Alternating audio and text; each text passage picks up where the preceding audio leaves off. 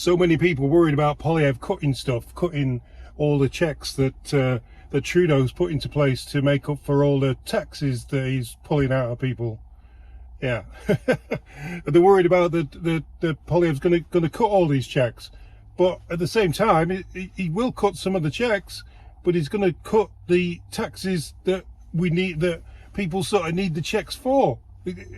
It's a crazy situation that the Liberals are putting the citizens of Canada in, because, like, if you live here, you'll know exactly what I mean. Everything is taxed so high at the moment, and the price of food is so high. Like, my just this month's heating bill, $50 of it, $50 is carbon tax. $50. I only use $20-something of gas.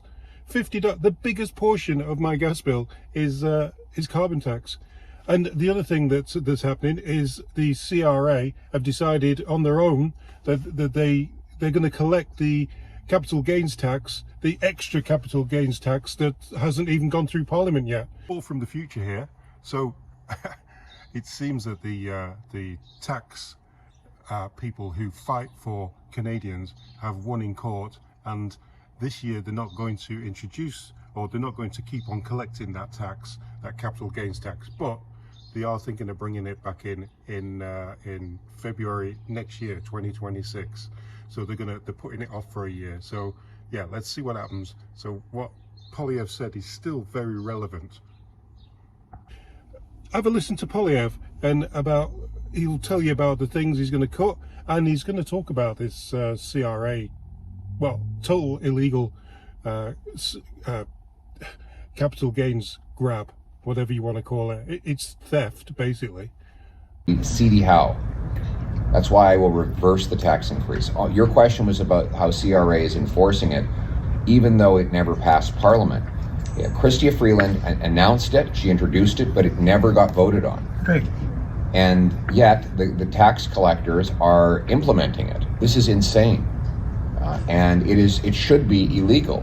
The 800-year-old tradition of parliamentary democracy, going back to the Magna Carta of 1215, is that the Crown cannot tax what the people have not voted.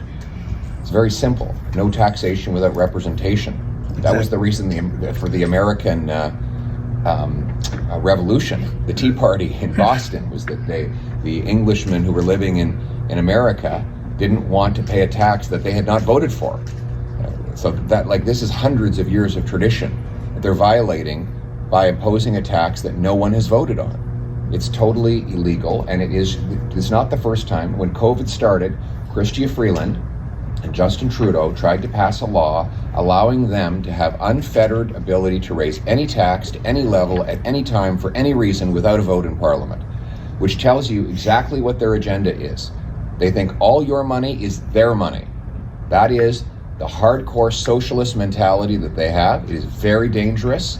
It is destructive to our economy, and it's why so many people are so poor. When I'm Prime Minister, it will end.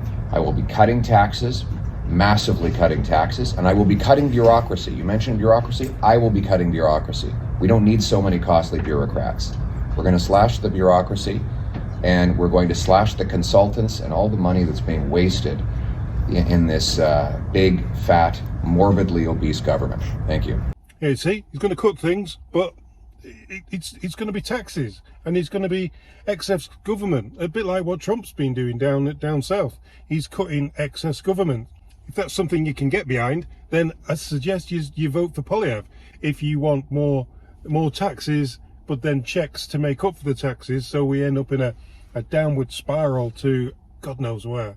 Like 10 years and the downward spiral has got us like 62 billion in debt.